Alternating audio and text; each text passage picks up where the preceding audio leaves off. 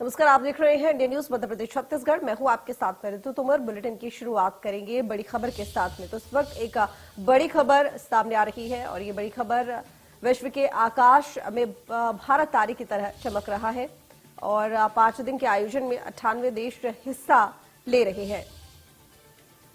तो रक्षा क्षेत्र में देश ने कई स्तंभ हासिल किए हैं और रक्षा क्षेत्र में भारत ने कई पड़ाव पार किए हैं। तो स्वदेशी हल्के लड़ाकू विमानों का प्रदर्शन, ये बड़ी खबर हम आपको बता रहे हैं। आप इन अवसरों से ज्यादा जुड़ेंगे तो डिफेंस में नए इनोवेशंस का रास्ता खुलेगा। साथियों, जब कोई देश नई सोच, नई अप्रोच के साथ आगे बढ़ता है तो उसकी व्यवस्थाएं भी नई सोच के हिसाब से ढलने लगती है। एरो इंडिया का ये आयोजन आज नए भारत की नई अप्रोच को भी रिफ्लेक्ट करता है। एक समय था जब इसे केवल एक शो या एक प्रकार से सेल्फ टू इंडिया की एक विंडो भर माना जाता था। बीते वर्षों में देश ने इस परसेप्शन को भी बदला है। आज एरो इंडिया केवल एक शो नहीं है, ये इंडिया की स्ट्रेंथ भी है। आज ये इंडियन डिफेंस इंडस्ट्री के स्कोप को भी फोकस करता और सेल्फ कॉन्फिडेंस को भी फोकस करता है। ऐसा इसलिए क्योंकि आज दुनिया की डिफेंस कंपनियों के लिए भारत केवल एक मार्केट ही नहीं है, भारत आज एक पोटेंशियल डिफेंस पार्टनर भी है।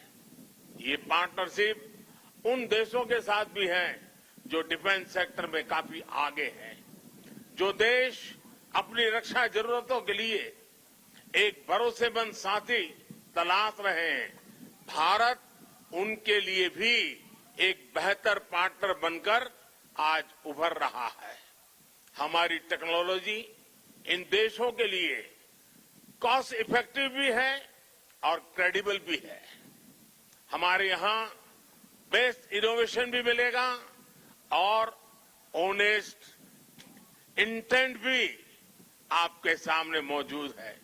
साथियों, हमारे यहां कहा जाता है प्रत्यक्षम किम प्रमाणम, अर्थात प्रत्यक्ष को प्रमाण की आवश्यकता नहीं होती। आज भारत की संभावनाओं का, भारत के सामर्थ्य का प्रमाण हमारी सफलताएं दे रही है। आज आकाश में गर्जना करते Tejas fighter planes make in India के सामर्थ्य का प्रमाण है। आज हिंद महासागर में मुस्तैद aircraft carrier INS Vikrant make in India के विस्तार का प्रमाण है। गुजरात के बड़ौदा में C-295 की मैन्युफैक्चरिंग फैसिलिटी हो या तुमकुर में HAL के हेलीकॉप्टर यूनिट हो, ये आत्मनिर्भर भारत का वो बढ़ता सामर्थ्य है जिसने भारत के साथ साथ विश्व के लिए नए विकल्प और बेहतर अवसर जुड़े हैं। साथियों, 21वीं सदी का नया भारत अब न कोई मौका खोएगा और न ही अपनी मेहनत में कोई कमी रखेगा। हम कमर कस चुके हैं। हम रिफॉर्म्स का रास्ते पर हर सेक्टर में रिवॉल्यूशन ला रहे हैं। जो देश दशकों से सबसे बड़ा डिफेंस इंपोर्टर था, वो अब दुनिया के 75 देशों को डिफेंस इक्विपमेंट एक्सपोर्ट कर रहा है।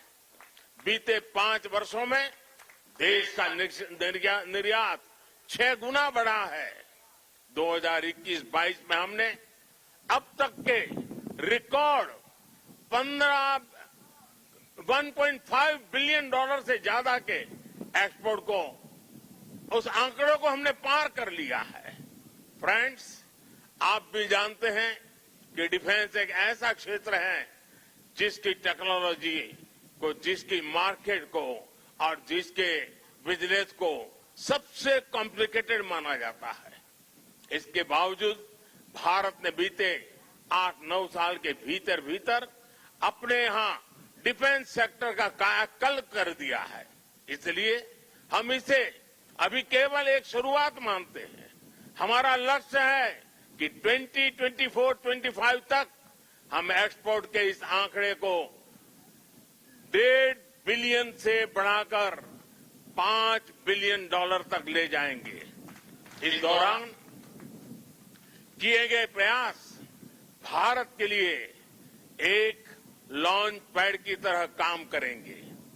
अब यहां से भारत दुनिया के सबसे बड़ा डिफेंस मैन्युफैक्चरिंग देशों में शामिल होने के लिए तेजी से कदम बढ़ाएगा और इसमें हमारे प्राइवेट सेक्टर और इन्वेस्टर्स की महत्वपूर्ण भूमिका रहने वाली है। आज मैं भारत के प्राइवेट सेक्टर से आह्वान करूंगा कि ज्यादा से ज्यादा भारत के डिफेंस सेक्टर में इन्वेस्ट करें।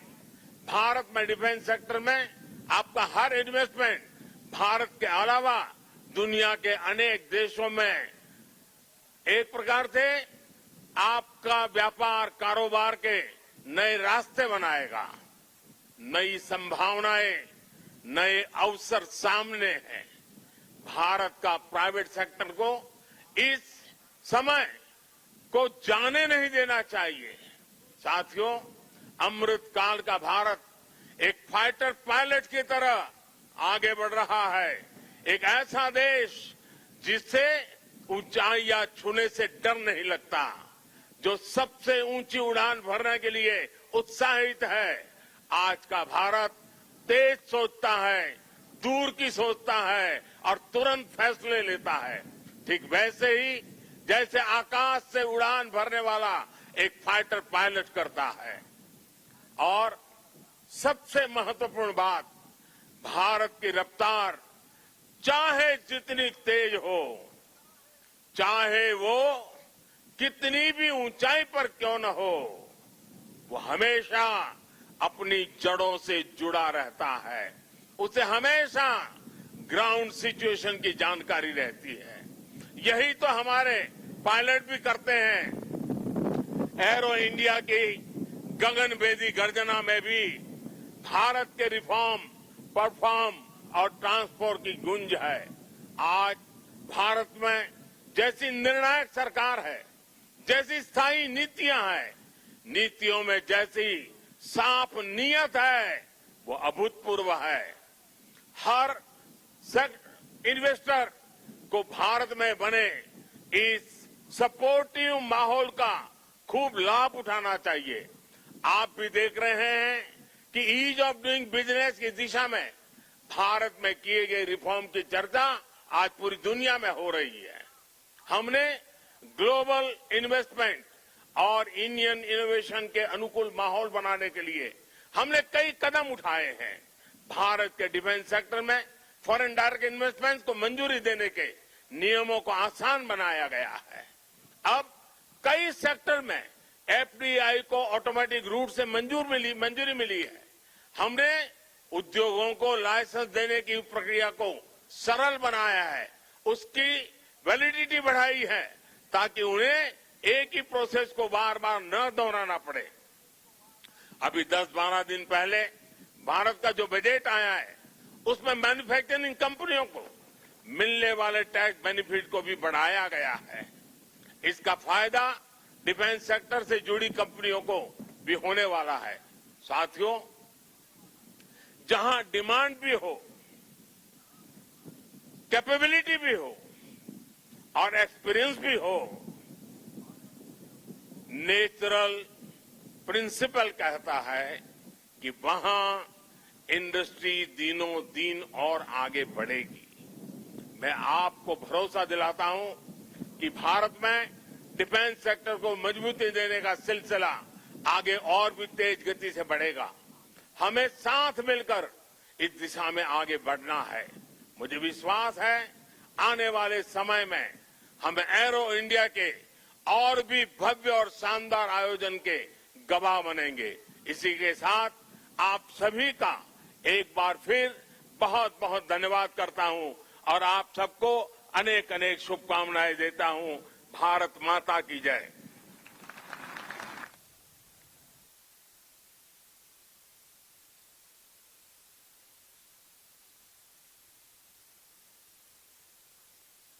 है और पीएम नरेंद्र मोदी कार्यक्रम का उद्घाटन करने पहुंचे। रक्षा अधिकारियों ने कहा कि 5 दिन तक चलने वाले इस कार्यक्रम में 98 देश हिस्सा ले रहे हैं।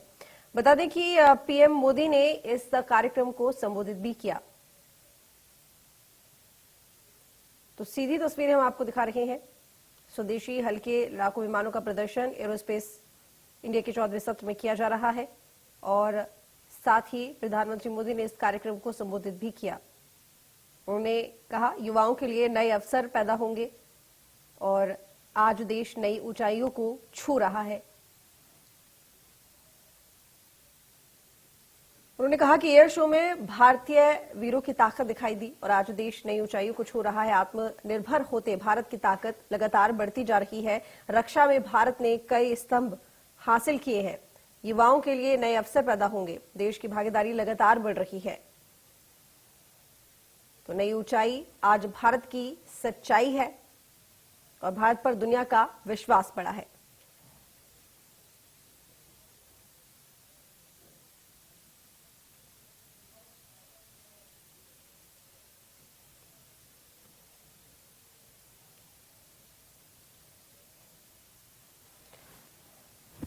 तो बता दें कि बेंगलुरु में एशिया का ये सबसे बड़ा एरो शो जिसके 14वें सत्र की शुरुआत हो चुकी है और पीएम मोदी ने इस शो में शामिल होने के लिए पहुंचे। साथ ही शो को संबोधित भी किया, कार्यक्रम को संबोधित किया और उन्होंने संबोधित करते हुए कहा कि भारत पर दुनिया का विश्वास बढ़ा है। देश की भागीदारी लगातार बढ़ रही है